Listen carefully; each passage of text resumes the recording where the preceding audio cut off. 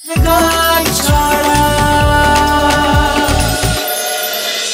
ভেবেছিল একদিন খাবার বেড়ে দিয়ে এক বিছানায় শোয়ার কথা বলে আমাকে জব্দ করবে? খড়িকে জব্দ করা অত সহজ নয়। আর এমনিতেও এখন তো আর খড়ির পরীক্ষা না, এখন ঋদ্ধিমান সিংহ রায়ের পরীক্ষা। গুরু গুরু গুরু গুরু ঘন মেঘ গরজে পার্বত শিখরে অরণ্যে তমসায়া মুখারণে ঝড় কালো কালোলে ব্যাধের চরণ ধ্বনি শুনিতে না পায় ভিড় হরিণ দাম্পতি চিত্র ব্যাঘ্র মদন খুঁজিন ধরে কাছে রেখে গেছে ওই পথ পাঙ্ক করে দিয়ে গেছে পদে পদে গুহার সন্ধান। গুরু গুরু গুরু গুরু ঘন মেঘ গরজে পার্বত শিখরে অরণ্যে তমসায়া।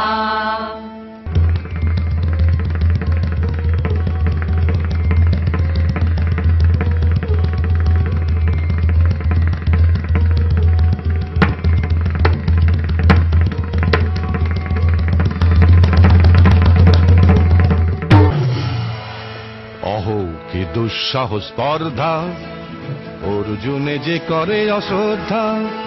হচ্ছে না হচ্ছে না, কুনাল বন্ধ করো। হচ্ছে না রকেট, একটু মন দে। তুই বোঝার চেষ্টা কর, তুই রকেট নোস, আজ তুই অর্জুন। অর্জুন একজন বিশাল বড় বীর ছিলেন, ওই বীরের ভঙ্গিমাটা দরকার নাচে। আবার কর, আমি দেখিয়ে দিচ্ছি, তুই আমারটা দেখে কর। আরেকবার চালাও।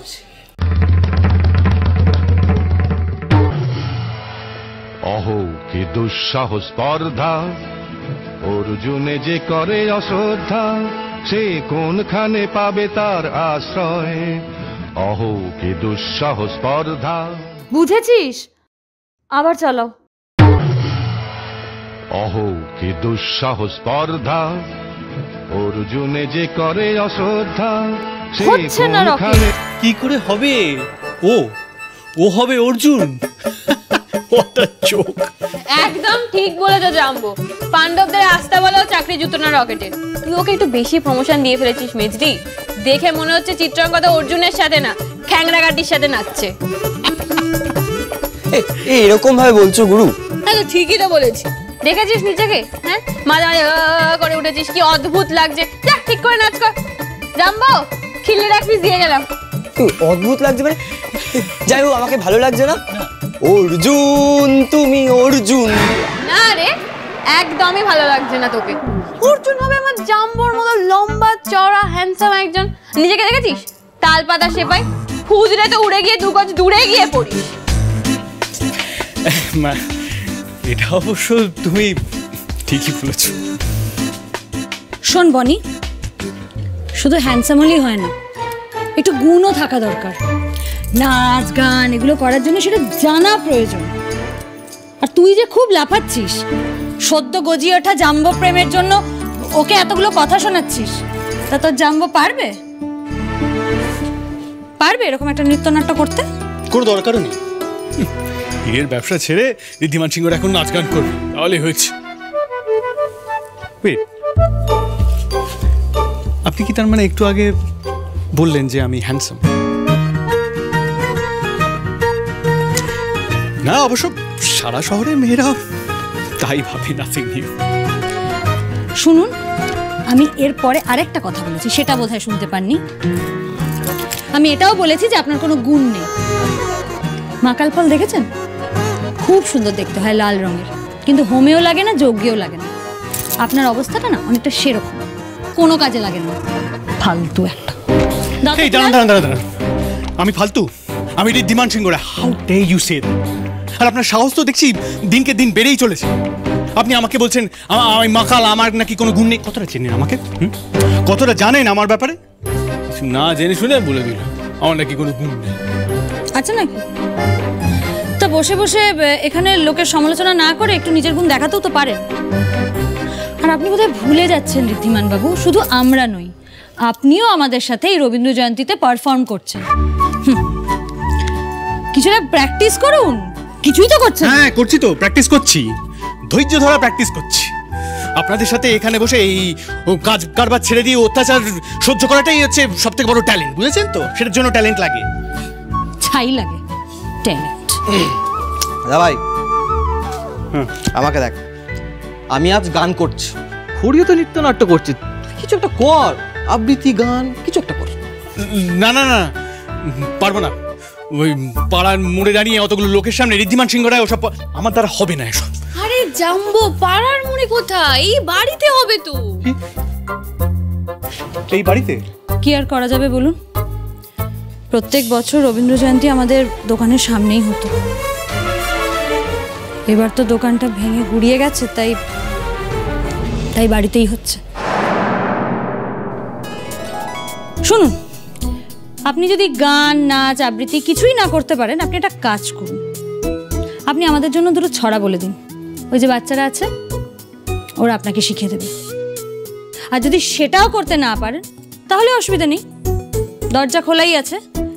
সিংহরায় বাড়িতে ফিরে যাওয়ার জন্য তৈরি হয়ে যান, একা।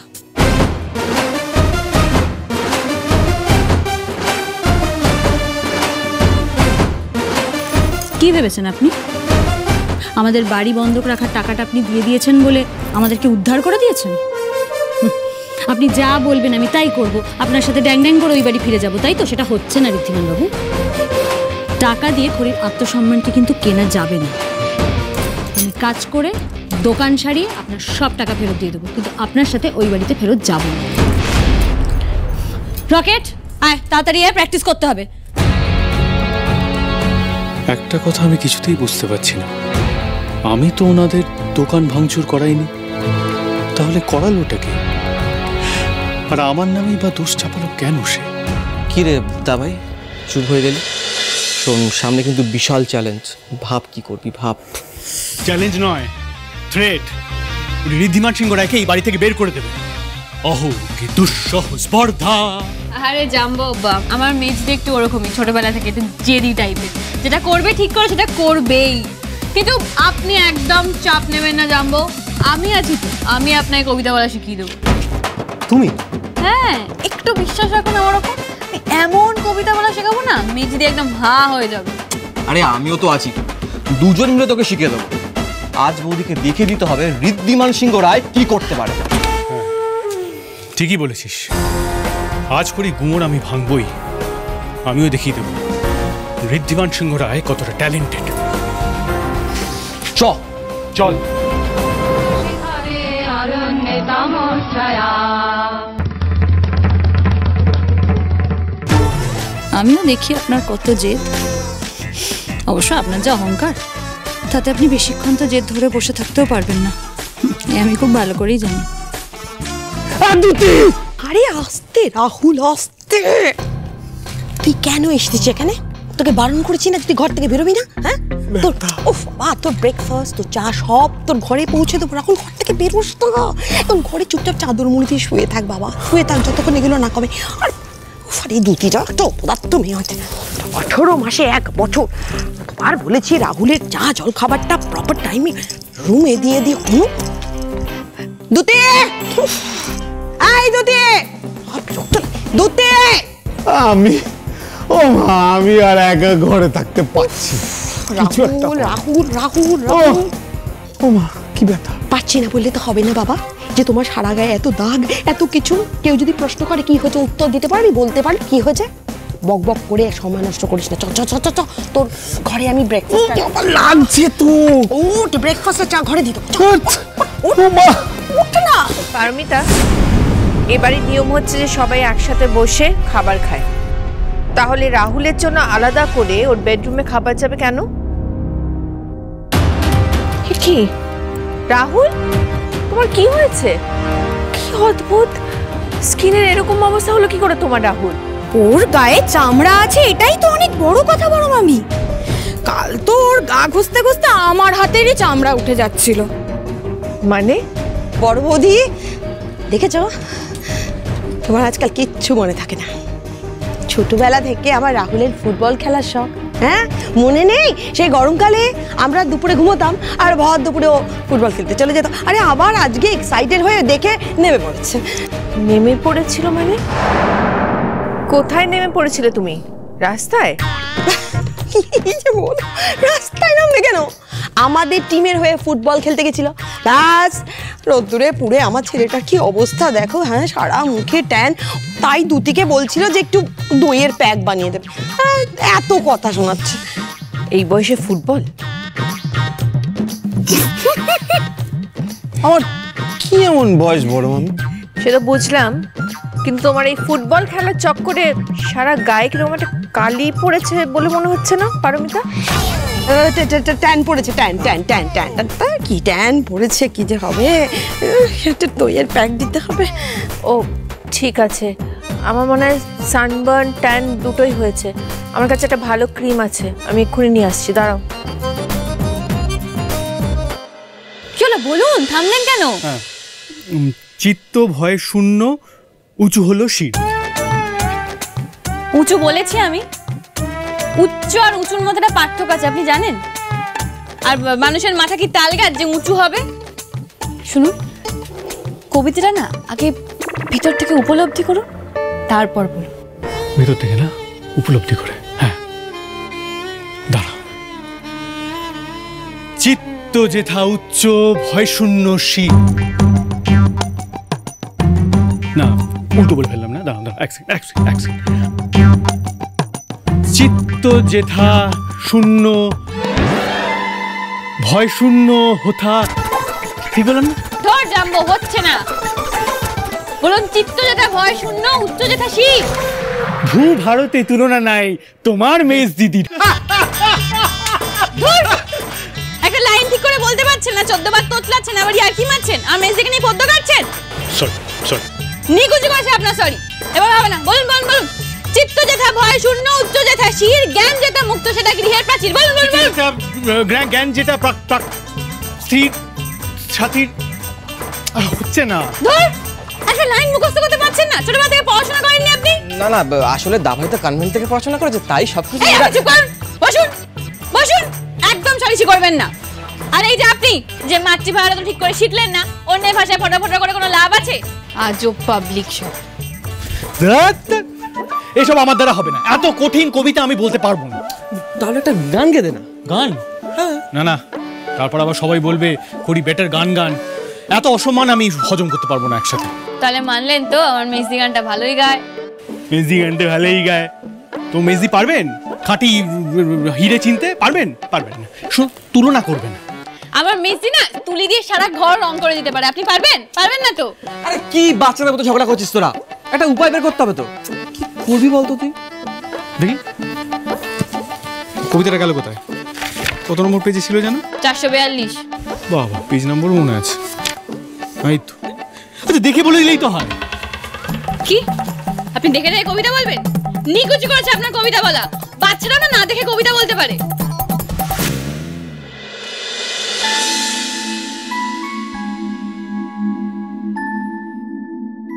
তোমাকে এসব বলতে হবে না, তুমি একটা ছোঁয়া বানো জামাই বাবু। সোজা হয়। ছড়া? আমি শিখিয়ে দিচ্ছি। ঠিক আছে বলো। আমার সঙ্গে সঙ্গে বলো। হ্যাঁ বলো তো। টান গাছ এক পায়ে দাঁড়িয়ে, তাল গাছ এক পায়ে দাঁড়িয়ে, সব গাছ ছাড়িয়ে, সব গাছ ছাড়িয়ে, উকি মারে আকাশে, উকি মারে আকাশে, মনে সাত কালো মেঘ ফুয়ে যায়, মনে সাত কালো মেঘ ফুরে যায়, একেবারে উড়ে যায়, একেবারে উড়ে যায়। কোথা পাবে পাকাশে, কোথা পাবে পাকাশে? তাই তো সে ঠিকটা মাথাতে, গুন গুন পাতাতে, ইচ্ছাটি মেনেটা। বাহ, এটা দারুণ তো, এটা আমি বলতে পারবো। তুমি এরকম একটা দিলে না। হ্যাঁ বলো শুনি। হ্যাঁ বলো। টান গাছ এক পায়ে দাঁড়িয়ে,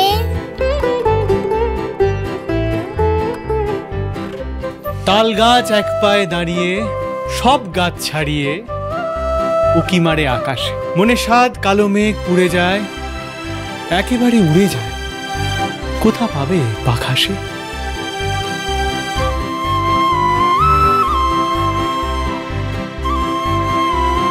ঘুরে আরে এই ছেলেটা আমাদের কত বড় বিপদের হাত থেকে বাঁচালো বলতো।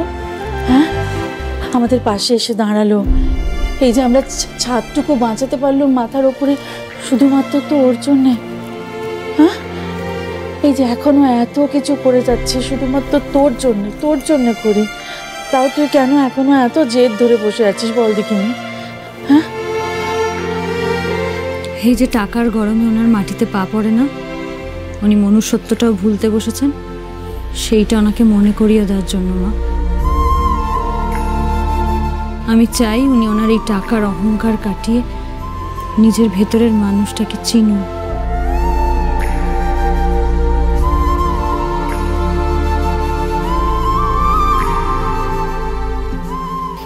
দিদি, আমি তোমার বাড়ির থেকে ঘুরে আসি। হ্যাঁ যা, আসুন। ওই যে স্টেপগুলো তুলিয়ে দিয়েছি ভুলবি না কিন্তু, রকেট খুব কেলেঙ্কারি হয়ে যাবে। আসছি। হ্যাঁ, মনে মনে ভাবে বুঝি ডানা এই, উড়ে যেতে মানা নেই, বাসাখানি ফেলে তা। ইচ্ছে করতে সোজা গলাটা টিপে সব খেলা এখনই বন্ধ করে দিই। আপদ কোথাকার, আমার জীবনটা নরক করে দিতে এসছে। বেশি করে চিনি দিয়েছেন তো? দিয়েছি, বিষ গেল, গিলে আমাদের জ্বালা জোড়াও। না মা, এত সহজে তো আপনাদের জ্বালা জোড়াবে না, এই জ্বালা তো পার্মানেন্ট। কি ভেবেছো তুমি? যে দিনের পর দিন এভাবে আমাকে আর আমার ছেলেকে ব্ল্যাকমেল করবে, তাই তো?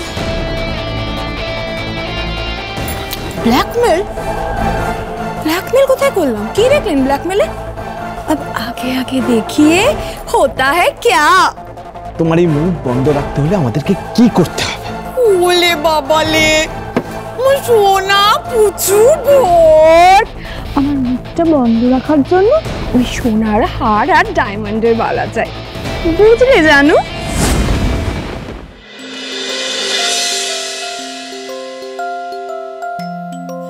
এই মেসি শোন, কি হচ্ছে? লাইটিং সব ঠিক আছে তো? সঞ্জয়দার প্রশান্তদা সবটা গুছিয়ে দিয়েছে, আমি দেখে নিচ্ছি এই জায়গাটা, তুই যা রেডি হয়ে নে। হচ্ছি। শোন না, রকেট কোথায়? এত এত টাইম চলে যাচ্ছে, ওকে ডাক। তুই দাঁড়া, আমি ফোন করে দেখছি।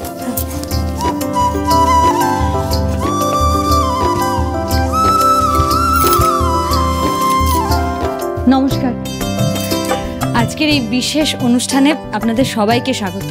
আমি জানি প্রত্যেক বছর এই রবীন্দ্র জয়ন্তীর অনুষ্ঠান আমাদের দোকানের সামনেই হয়, কিন্তু এবার তো সেটা আর করা গেল না, তাই আমরা ছোট করে আমাদের বাড়িতেই এই অনুষ্ঠানের আয়োজন করেছি।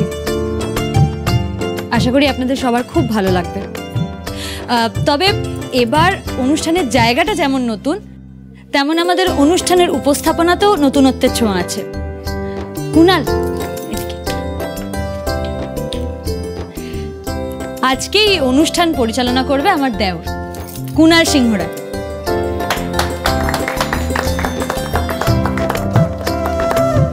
নমস্কার।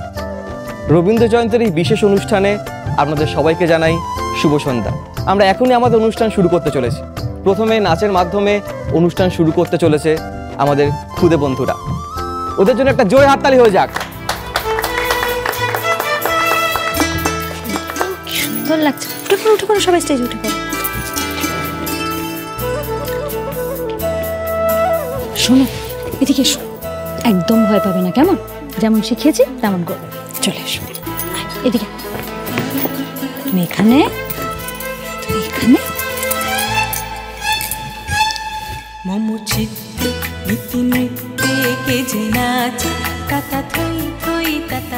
হে বনি, বলছি যে শোন না, রকেট কোথায়? কখন আসবে? এরপরেই তো শুরু হবে। কোথায় ও? ফোন করলাম, ধরলো না তো। মানেটা কি একটু জানো বনি, গিয়ে দেখ না। তুই রেডি হয় না, আমি দেখে নিচ্ছি, তুই যা, আমি দেখছি। হ্যাঁ আমি দেখছি, যা একটু এদিকটা সামনে আস।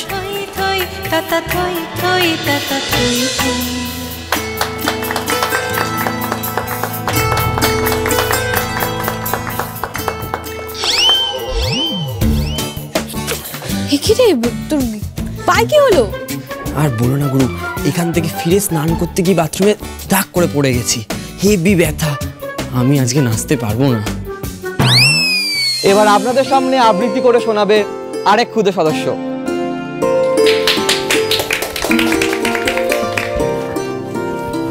নমস্কার। বীর পুরুষ রবীন্দ্রনাথ ঠাকুর মনে করে যেন বিদেশ ঘুরে উড়ে মাকে নিয়ে যাচ্ছি অনেক দূরে। তুমি যাচ্ছ পালকিতে মা চড়ে, দরজা দুটো একটুকু ফাঁক করে। আমি যাচ্ছি রাঙা ঘোড়ার পরে, টকবগিয়ে তোমার পাশে পাশে। রাস্তা থেকে ঘোড়ার খুঁড়ে খুঁড়ে, রাঙা ধুলোয় মেয়ে ঘুরিয়ে আসে। নমস্কার।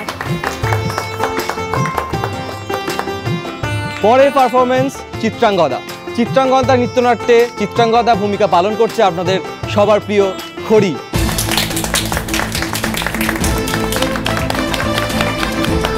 তুই কি করলি রকেট? বাথরুমে কেউ পড়ে যায়? টেলা কোথাকার। এবার এই পানি তুই পারফরমেন্স করবি কি করে? ওখানে লাস্ট মোমেন্টে অর্জুনই পাবো কোথায়? অর্জুন নেই। কি হচ্ছে বনি? আরে দেখুন না, বাথরুমে পড়ে গিয়ে পায়ের অবস্থা। পারফর্ম করবে কি করে? কি হবে কি এবার? লাস্ট মোমেন্টে অর্জুন পাবো কোথায়? আরে কোন স্প্রে বরফ টরফ লাগিয়েছো? না। আরে চলো ভেতরে চলো। কি হবে এবার?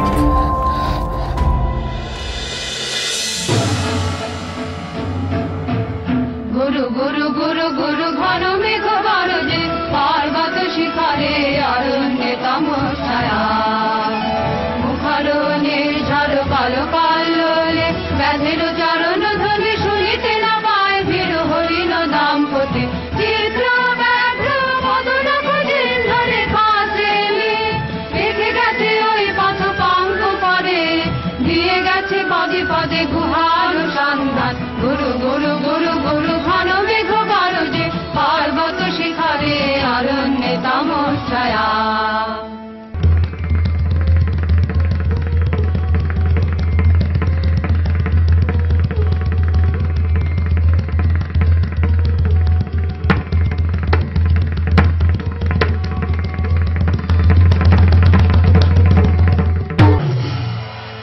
অহো কি দুঃসাহ স্পর্ধা,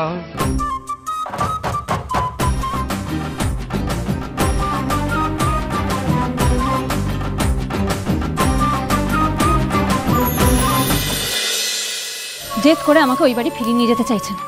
আপনি তো খুব ভালো করে জানেন খড়িকে জোর করে কোনো লাভ নেই। আই এম সরি খড়ি, আপনাকে মিথ্যে দোষারোপ করার জন্য আমি সত্যি অনুতপ্ত। আর আজ আমি আপনাকে অধিকার ভুলিয়ে নয়, স্ত্রীর অধিকার দিয়ে বাড়ি ফিরিয়ে নিয়ে যেতে চাই। আজ আমাকে বিশ্বাস করলে আমার সাথে ফিরে চলুন খড়ি।